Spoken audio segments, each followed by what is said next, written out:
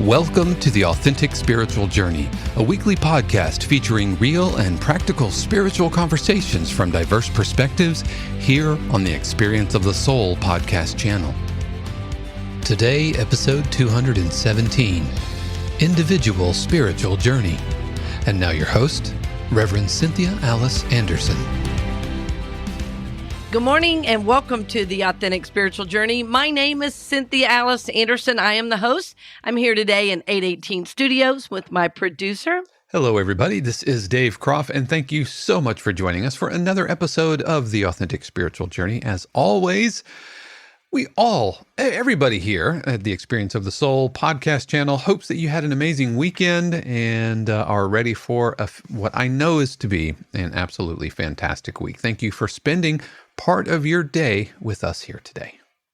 Yes, friends, thank you for joining us. As always, we're honored and blessed to have you along the journey.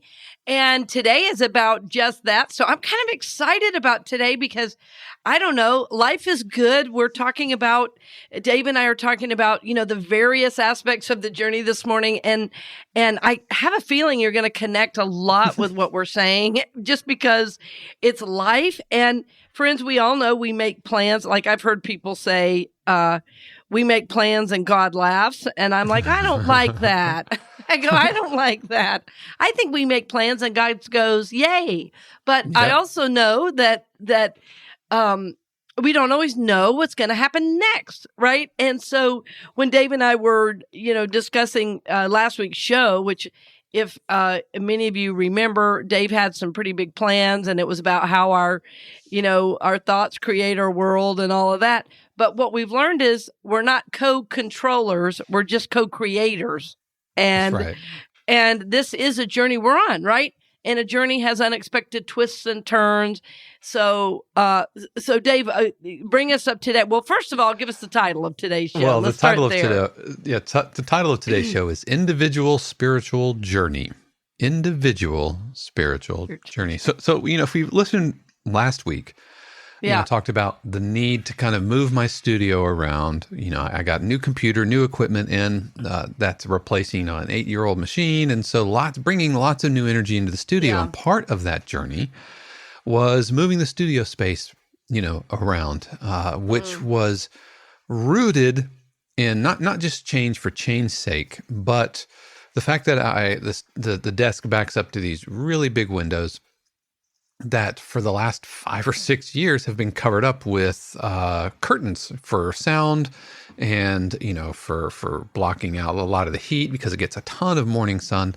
And so this is a room over a garage, which gets hot enough as it is. But the point is putting the studio so that I can allow more natural light in. Well, I started doing some tests. I started moving some things around. And then I realized that where I was going to put the studio desk was directly underneath the air conditioning vent. Oh, which would be great blowing on me because I stay nice and cool. But on the other hand, you don't want to hear this for every single episode of the podcast. Every recording of your life. It was literally the air was blowing into the microphone. So, all right, well, scrap that idea. So I can't do that. And what I did do is I committed to, whenever I reset the studio, is to make sure that I have access to the curtains.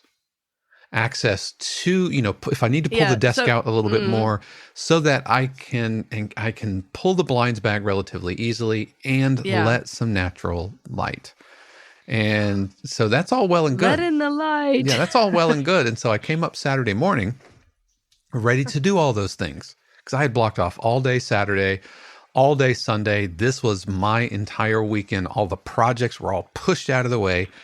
Sat down, started working, and somehow threw out my back. Oh, man. That is rough. Hardcore, Jeez. Back to my back injury from a few years ago, Yeah, God, that is rough. Yeah. And so that completely derailed the entire weekend. So very little has changed. in the studio, other than a few things which are super messy, pushed in the Few corner. little things. Like the things I had started doing. I don't even know how I threw out my back. I think it was like changing the cat box or something, something about really bending. dumb, right? I was super run of the mill, probably bending over wrong and lifting a 30-pound box of cat litter. But I did commit to opening the blind. So I have the curtains pulled back right now. Yeah. There is actual sunlight beaming into the studio and exposing 5 or 6 years of dust. Oh my gosh. Well, it is so dusty. How am I not just a ball of sneezing allergies this whole time? I don't know. Well, what's so interesting about that, Dave, is about all of it is the intention, though, still is running through everything you're talking about. The intention of, new life, new energy. It is going to come in. It is coming into the studio in a little bit different way than you thought. And I think it's so important, to relate all of these things to our own journey, because I think people hear us talk about these things and, they don't always hear, well, okay, I did have this big plan and life happened to me, life happened to you. And so then we have to regroup. We have to rethink, we have to reevaluate. And I'm saying these things because we do these things from a spiritual context, not just in the mind, but we are saying, well, okay, right? I mean, that had to be part of your process. Yeah, I when I was really disappointed because I was looking forward to moving the studio around. And so it was a real drag when I realized, oh, hey, I can't put my microphone right here. But it forced me to kind of boil down to why did I want the studio different? Like, what was the real motivating factor there? And it wasn't, just change for change space. It was because I wanted this light, this giant window, which I have literally covered for the last 5 or 6 years. And so I can still accomplish those things. I can still do that. The desk position doesn't keep me from doing that as long as I don't put things in the way. I don't get in my own way, so I can still have those things. And so we'll give it a shot. Yeah, I like what you said though about it kind of caused you to be super clear. And I think anytime we hit a little roadblock, it causes us to pause. That roadblock, or that seeming roadblock, I should say, that causes us to pause is always good for clarity. We don't necessarily just have to force everything through. So Dave, what you could have said is, no, I don't care if I hurt my back. I'm going to invite a friend over and I'm going to make him do it. One way or another, this studio is going to get done.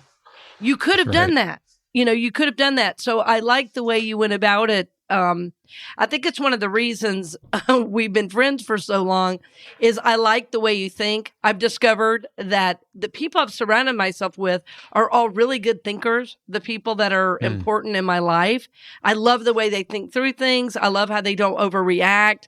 If there's something that happens, they pause, they think about it, they readjust. And that's what I love about everything you're saying. Because I think in our world today, the tendency is just force it through anyway. And as you said, that would not ultimately have even served you had you forced it. No. And I'm glad I thought to run a couple of tests. Exactly. That's moving, what I was. Because that would have taken the entire weekend moving the studio and then sit down and then hear. I would have been absolutely crushed and angry at myself. What I was going to say.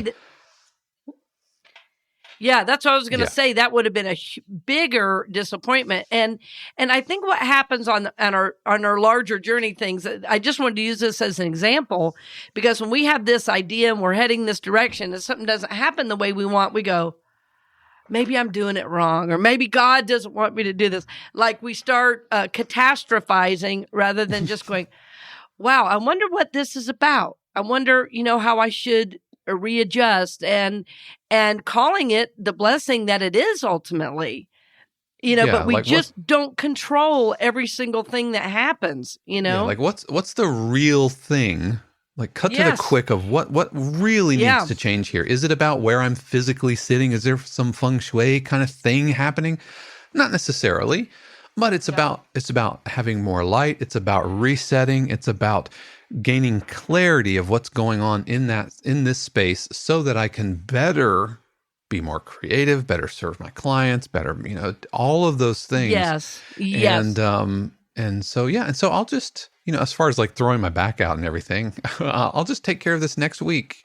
I'll do it next really weekend. Okay, and Shannon said, because I was really, really angry on Saturday because I had blocked off everything. Yeah. And she said, Dave, the only one who really needs that to happen is you. Like there's no like pressing client, like your boss isn't mad because the studio didn't get reset. Yes, the new computer is downstairs and it's not installed, but it's not like I can't continue on for another week. And so, a little disappointed, but I'm going to believe that it's all conspiring for a purpose, and who knows, maybe I'll get a client this week come in and be like, okay, you have to hit the ground running now. You can't afford the slow ramp up it takes whenever you install a new machine, getting everything up to speed. In fact, you know what? I think that's going to happen anyways, because the client that I was working on for the project that I thought I had wrapped up, turns out he wants 2 more cues. So he wants more work.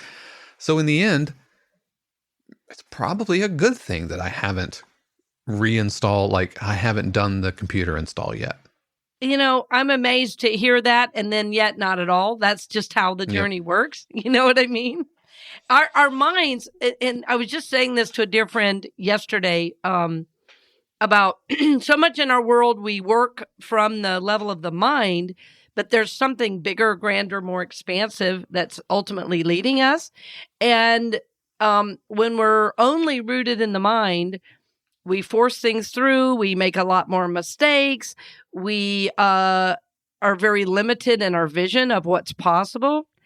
But when we are seeking to understand a situation, when we're seeking to see it from this higher level, we really start listening in a different way. I call it listening with my bigger ears, that I'm listening with my soul. I'm listening with my intuition. I'm tapping into some of the signs, that are happening around. And, ultimately, I'm not surprised, Dave, that more work is coming and there's all some order to this. So, I feel like you are being guided, in the midst of it all, and sounds like supported, because Q's means money in the bank. Am I right? That's right. It's you writing Q's money in the means, bank. No, yeah. I don't know if our listeners know supporting myself.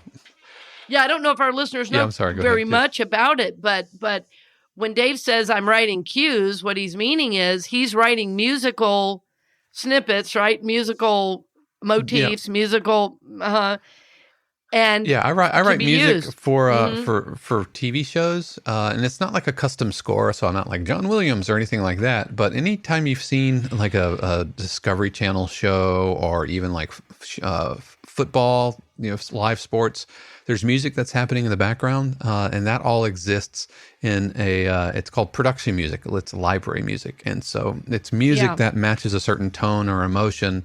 And so if you're watching a crime show and they're like showing, the investigation and autopsy or whatever, then I write that music. And so libraries and companies come to me or come to several composers, not just me. But they approach composers to write music and put them together in playlists and albums. And so usually they order a chunk at a time. And so I had just finished 10 cues, and they're called cues instead of like songs, they're cues. So I had just finished 10 of them and shipped them off, and turns out he wants 2 more by the 5th, as in by Friday. Yeah. Well, Dave, that's really awesome. And I think, the average person, I was going to say the average bear. I don't know where that came from, that phrase, but I don't think the average person, being a musician, I'm always listening to the cues. So the average person, I don't think ever notices. I just think they're impacted.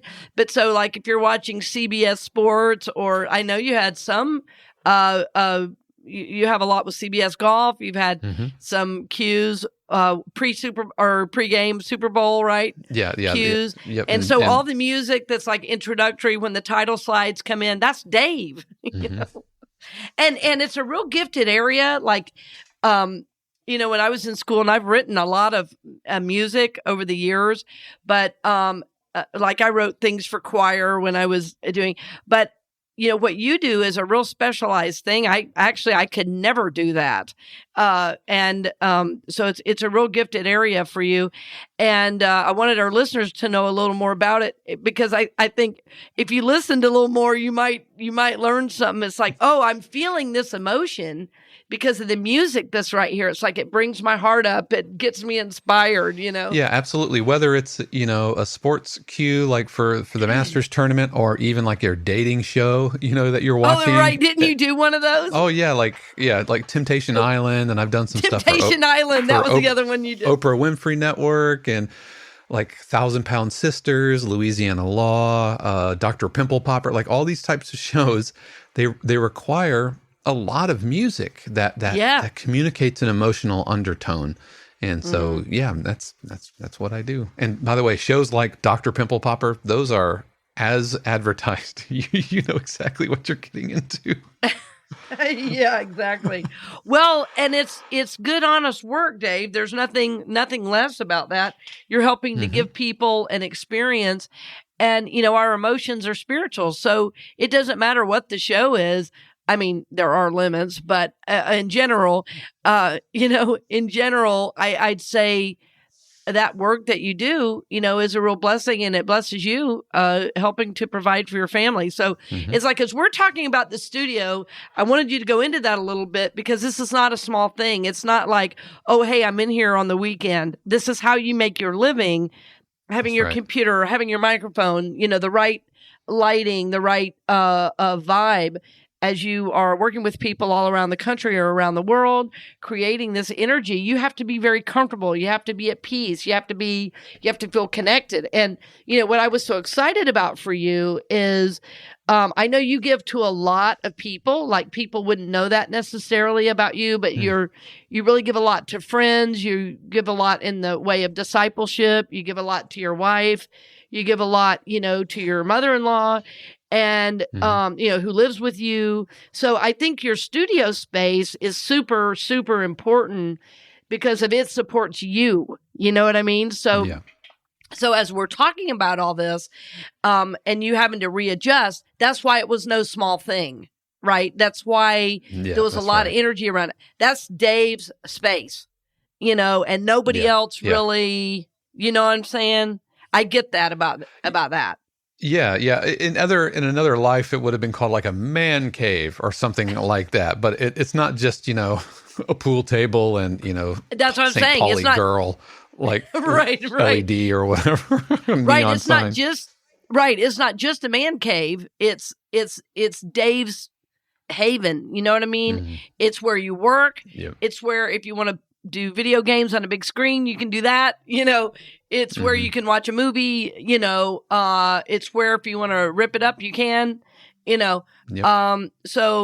And again, it's where you make your living. So I just really am excited about the transformation, because, you know, what I keep seeing and feeling, and this is what I was saying on last week's show, is that this is going to be really important for the kind of work you draw, because friends, any change that we make shifts the vibrational reality, you know, of what we're living in. So I remember when I upgraded my computer, all of a sudden I got new clients. It just happened, like almost like at the same, it was like within a day or two, different clients started calling out of the blue. And I still work with those people today. They've been such a gift in my work and in my life. I work with really incredible people. Like, somebody said to me the other day, well, do you ever get tired of working with people one-on-one? And I said, no, because I have fabulous clients. Like, they're helping their families. They're almost all of them serve other people. They, you know, so anyway, but it was an upgrade of my equipment that all of a sudden drew more clients. And so for you, I just keep seeing that. I just feel like like nobody asked me what I thought, but in your career with the way you're going about this, Dave, even more work is going to come. And you're already telling us you've got to get 2 more. Was it 2 more cues by Friday? Yeah. Yep. Two more by Friday. Probably they'll be delivered on Wednesday so that I can do all the final deliverables on Friday, because everything is due on Friday. Right. So that's what I'm saying. That does not surprise me at all, because of you changing the vibration around how you're even looking at it. So, friends, I hope you're hearing, though, how this is a journey, and how Dave didn't just go, oh, yes, I'm going to do this, and all was well, and there were, sparkly stars around everything. It was, okay, I hurt my back, now I've got to readjust, and, step back, pause, regroup, and then move forward. And then also seeing, the grand plan starting to unfold that your mind couldn't know, in the short term. So we're going to talk more about this and more about my journey to unity, actually, right after this brief message. So we'll be right back. I invite you to the wonderful book series that begins in August called Tears to Triumph. Tears to Triumph is an amazing spiritual book by the acclaimed author Marianne Williamson. Tears to Triumph is really a book about spiritual healing from the modern plagues of anxiety and depression, and it'll give you some wonderful new tools for healing, some practical exercises, and of course, support for your soul's growth and healing on every level. So I hope you'll join us in the month of August. What's so wonderful is at Unity North Tampa, I'll be doing the message, so you can catch that online on YouTube at Unity North Tampa. And the class begins Monday, August 8th at 7 p.m. Eastern online. For more information about the class, please go to CynthiaAliceAnderson.com and go to courses, and there will be more information about our class. The great news is we're offering this class on a love offering basis, and the offering will be going to Unity North Tampa. So blessings on the journey, dear friend, and I hope you can join me for Tears to Triumph on Mondays in August.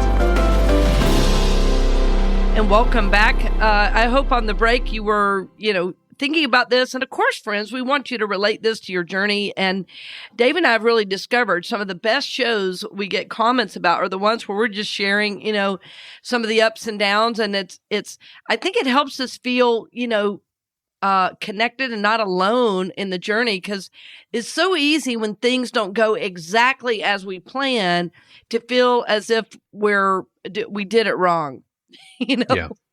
Yeah. And I said, I was so angry on Saturday. Like I was mad, tearfully angry, not just because I can't work in my studio, but having re-injured, feel like I re-injured my back. Your back. And that's slow process back. I'm like, I can't. I have way too much to do with my life than to go back to physical therapy and all that. And I am doing better today. I stretched, I started doing my physical therapy, just in bed. I'm like, okay, I know what to do here. I know what to do. But yeah, you just got to roll with it. I just had to roll with it. Yeah, I think that's really, really important. And the other thing I hope our listeners will think about doing, because I do this fairly regularly, where I look back on how I got to where I am.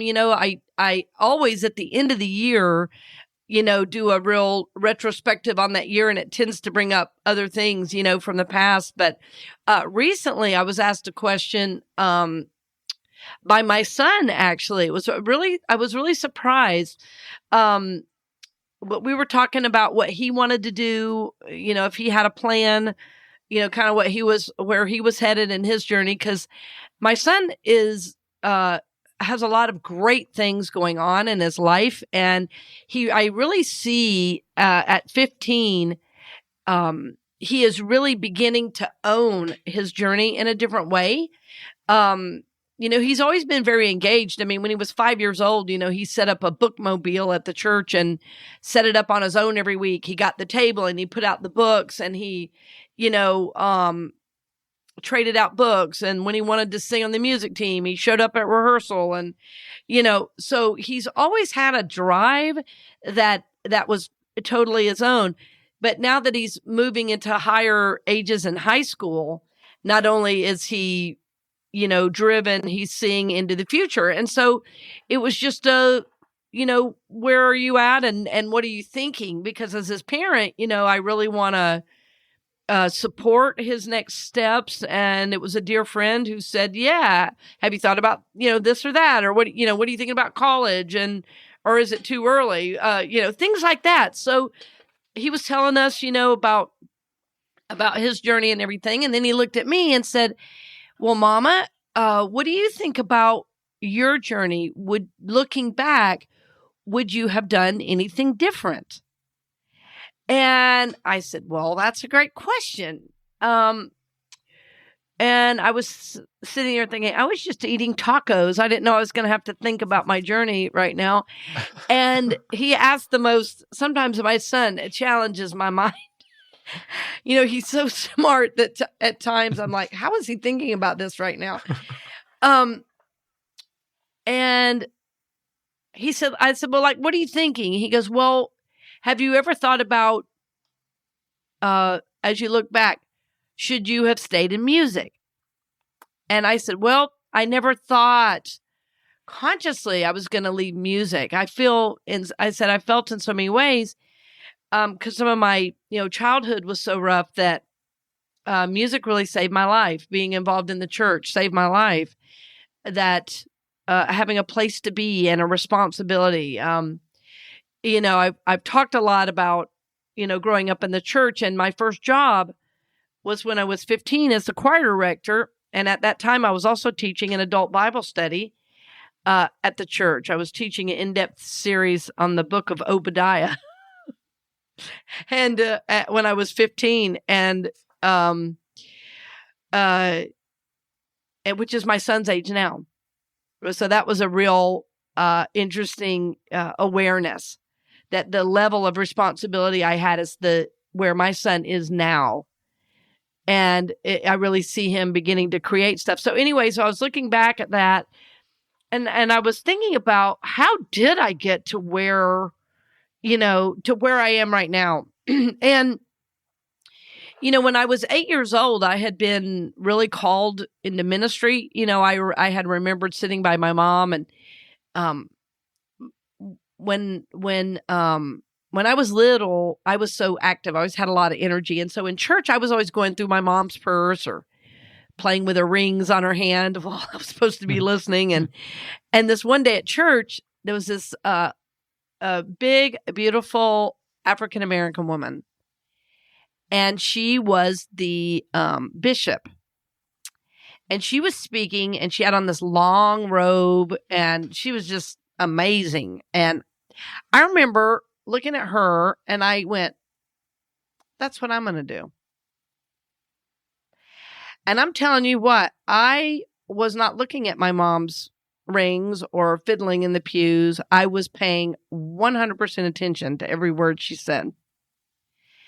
And keep in mind that as I was born, the minister who was at the church then was my godfather. And because there were so many kids, my mom often left me with him, and he would read theology books to me while I was in a playpen. And he taught at Oxford. I mean, he was a scholar, absolutely. I mean, on American history. I mean, he was, that's what he didn't even teach anything about the Bible. He taught American history at Oxford. So, So my time in the church was certainly significant, and but I never dreamed really. I kind of forgot about it, and then I started working in the church when I was 15. I was actually paid as the choir director, and my sister played the organ and my brother played the piano, or vice versa. They would switch off. They were both very, very talented on keyboards, far more talented than I could ever be. They're really gifted in that area. And so our family, ran the church.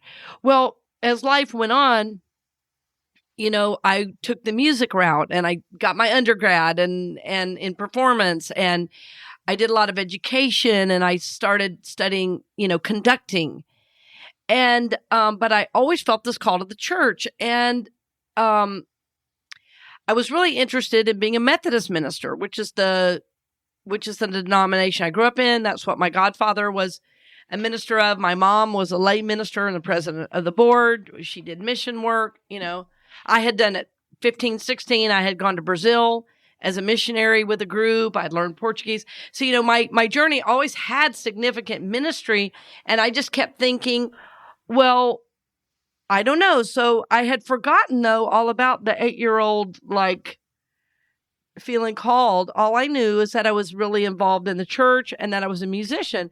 Well, with spending all that money getting those music degrees, I was gigging and playing and teaching. But in my late 20s, I was feeling like I was never satisfied at these gigs. And I was doing a lot of theater stuff. I was doing a lot of world music. I mean, most people would have been thrilled with the life I'd created for myself. I was working in the Methodist Church. I was working one-on-one. I was conducting the youth orchestra. I mean, it was I had really created a great career for myself. But something was missing. And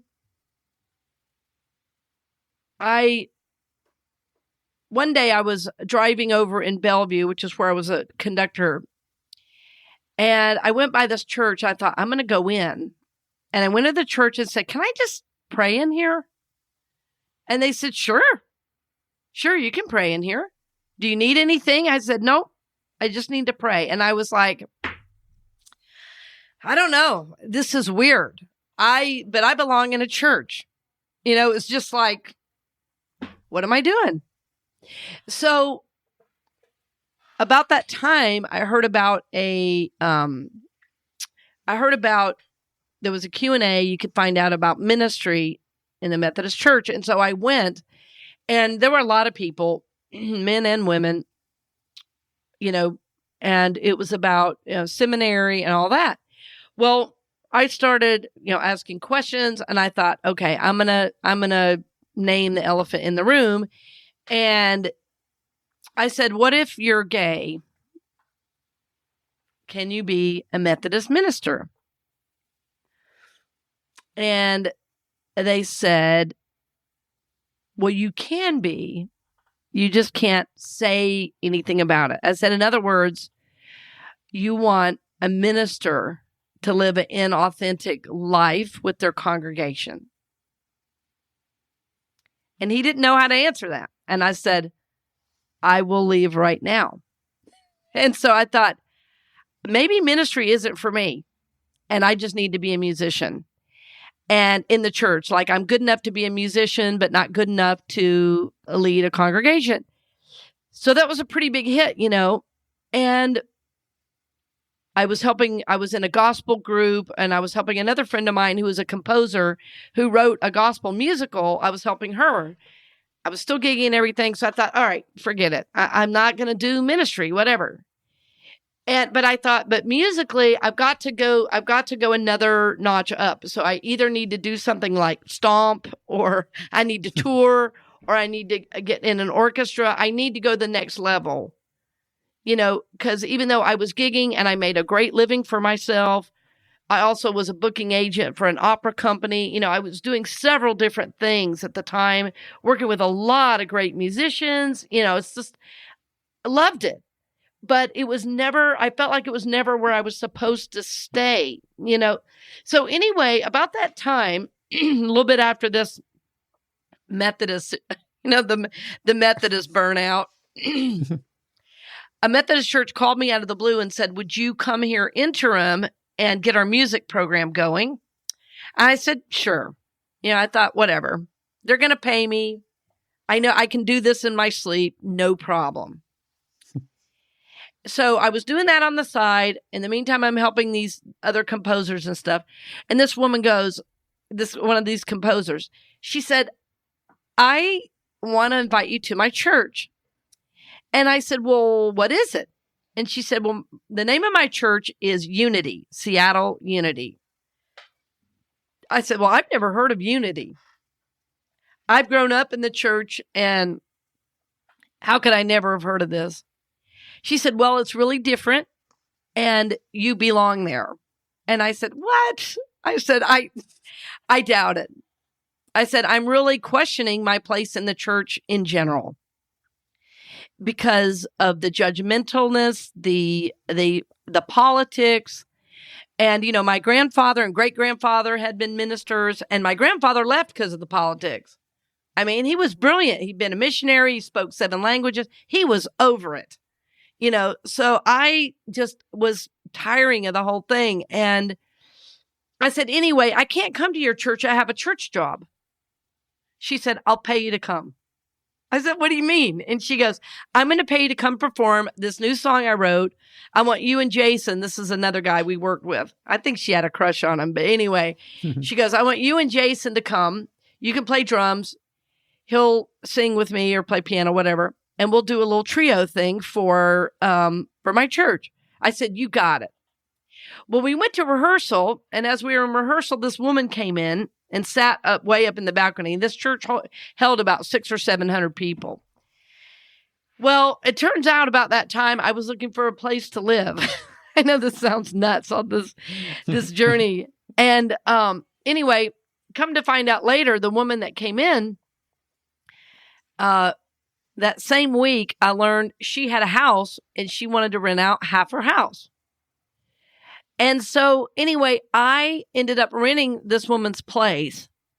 And it turns out she was the board president, which I didn't know at the time. She was the board president of this church. So all of this, I've just gotten all this divine discontent with the Methodist Church. I've looked at ministry in all these other places and gotten closed doors. And in the meantime, I'm playing, I'm conducting, I'm doing all this work in the music field. And I land in Unity. And I do my first service. And I thought, I don't know what this is. And I went home after that Sunday and I wrote my resignation letter for my church job. And it was so funny. I was like, I don't know what this is, but I know I'm supposed to be there. And so that was the same week I moved into that new house. And I was just unpacking boxes. And the owner came in and said, you're not going to believe this, but I was just at a board meeting and we approved hiring a drummer. And if you want the job, it's yours. And I said, really? Well, I just quit my job at the other church. And they were going to pay me more at Unity just to play the drums than to do the whole thing. And I thought I could get used to this. So because I was hired immediately on the praise team, I met all the ministers right away and was a part of leadership right away. And so I met all these great speakers. I met Debbie Ford. I met all these amazing speakers because Seattle was had been such a thriving ministry that, a lot of big speakers would come through there. And after a couple months, the minister looked at me and said, why are you not a Unity minister? It was just like, I said, well, I'm wondering the same thing. She said, I want you to take a prayer class. And so I took one class and I moved to Kansas City. And then I moved to Kansas City to become a Unity minister. And so even when I moved to Kansas City, people said, oh my gosh, you are so new to Unity. So basically I was in Unity a year before I moved to Kansas City. And they said, how many classes have you taken? I said, 1. And they go, well, it takes a while to get all your classes. I said, no, it won't. I'm going to do it in a year. And they said, you'll never get in. They never let people in when they've only been in Unity that long. Well, I did all my classes in 1 year. And I did get in, and I started the next year at Unity. And interestingly,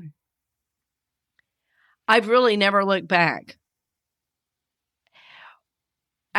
What was so amazing, though, when I moved to Kansas City, I'd gone and kind of checked it out.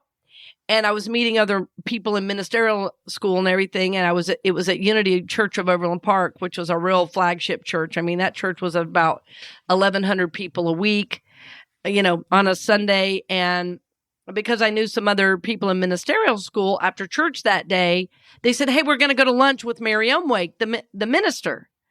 I said, we are? That's amazing. She was a powerhouse. And it just so happened at lunch, I sat right by Mary. And she looked at me and said, honey, I don't know what you're going to do, but you're going to be amazing. And you know what? When you move to Kansas City, there's going to be a place for you here. I don't know how, but there will be. She was talking about working at Unity Church of Overland Park. Now, she had never even met me. And I thought, well, this is okay. This is sounding good. So I left my resume with the music director there, Fred Albers. And I forgot all about it. I didn't talk to him. And I moved to Kansas City. And the first Sunday I showed up, one of those ministerial students I met said, hey, there's a job for you here. Go apply. I mean, I walked in the front door and that's what happened. I had not been there, I bet 2 minutes. And she said, there's a job for you. And I said, well, what's the job? She said, it's working in youth ministry. Haven't you worked with kids and music and all that stuff? I said, oh, yes. Yes, I've worked with kids my whole career. She said, I'm telling you, this job is for you. So that week, I interviewed and got the job. Talked to Fred, and I started conducting the choir. I said, well, I was going to talk to Fred about music. And the ministerial student says, you can do both. Then it'll be a full-time job. So I was not in Kansas City 5 minutes. It didn't feel like, and I was already working at one of the biggest Unity churches in the whole movement. So, it was like an all systems go from the universe. So what does this mean? Well, it means that when you're on purpose, you'll be guided. When you're on purpose, it becomes obvious that you're heading the right direction.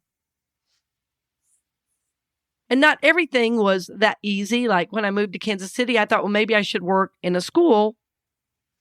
And I applied at a Catholic school to be their music person.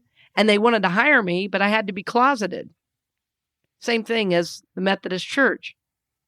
And of course, the woman interviewing me was gay. And I said, well, I don't live a closeted life, so that's not going to work. And it was great money. I had to turn it down. But then that was like the week before I went to church. And then I went to church and got offered the job. So it was like, so my journey was so guided that I didn't really have time to turn back, I guess.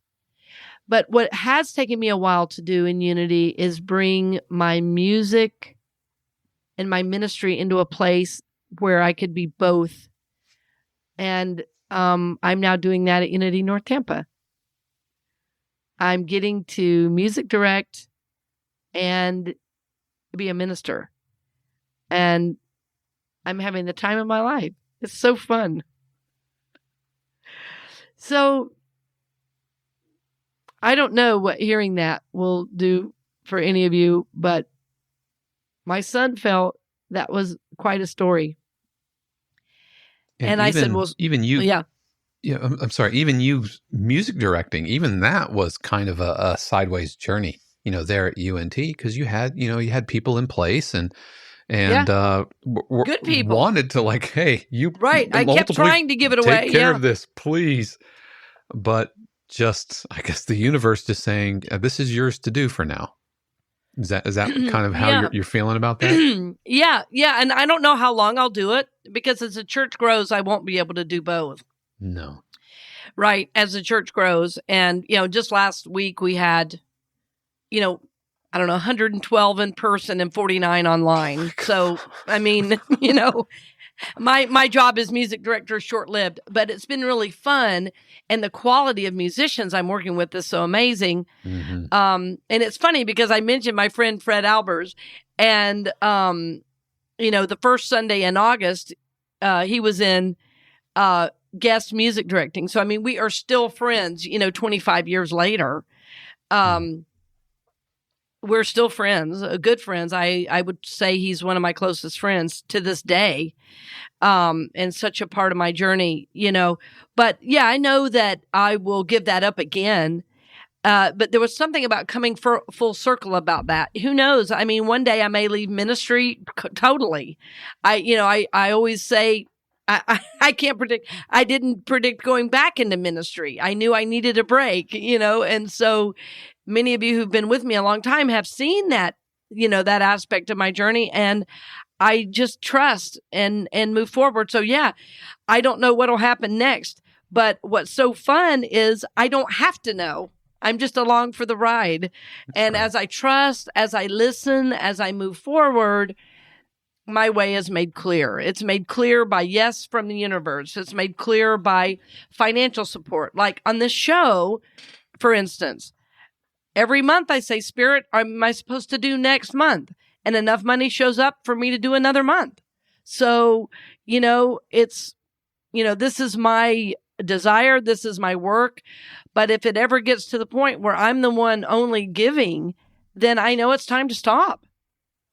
And I know that this is, as you know, I love to give and I love to bring my message to the world, but I'm already doing that so many other ways. It's like I don't have to do the podcast. I don't have to get up at 5:30 every Monday morning. I could sleep in. But I feel like we're doing something of value, and it's really supporting, souls. So we're going to make this that's a part of my journey as long as it's supposed to be. But the support does have to be there for us to continue that, So friends, I hope you've connected with this today, with this journey, with hearing Dave, with hearing a little bit of my story, and just hearing that, your journey is going to be guided. And there's going to be times where you're going to have to stop, regroup. There's other times you're going to have to say no to certain experiences. There's other times you're going to have to go, wow, this is a yes, yes, yes from the universe. And then you get to ride that wave too. So our hope for you is that when you have to pause, when you're hitting seeming blocks, you don't get discouraged. And that when you're getting that yes, you move forward with faith, to do what's yours to do. Know that you are guided, in what you're doing. And maybe you and only you will understand those signs. Not everybody understood when I left my music career. Some people thought I was nuts. They're like, you live in a beautiful home in a gorgeous neighborhood, and you're playing with all these great musicians. You've, conducted members of the Pacific Northwest Ballet, the Seattle Symphony, and you're doing what? You're leaving. But that's okay, because that's what my soul needed to do. Yeah. So that's always what we hope for you, is that your soul will grow, prosper, and evolve, that your soul will move forward on the journey with ease, with grace, and with a lot of love for yourself and those around you. So we thank you for listening. It's a little bit of a long show today, but we thank you for listening and are blessed to have you along the journey. Thank you again for your tremendous financial support. We love you, we bless you, and we will see you next week, friend. Blessings on the journey. We hope you've enjoyed this episode of The Authentic Spiritual Journey here on the Experience of the Soul podcast channel. This channel is made possible because of listeners just like you. If you would like to support the channel with your tax-deductible contribution on an ongoing basis or through a one-time gift, head over to experienceofthesoul.com/support. The Authentic Spiritual Journey is copyright 2022, Cynthia Alice Anderson, all rights reserved. Our theme music is composed by Dave Croft and used with permission from RR Hot Publishing. The Experience of the Soul podcast channel is a production of 818 Studios.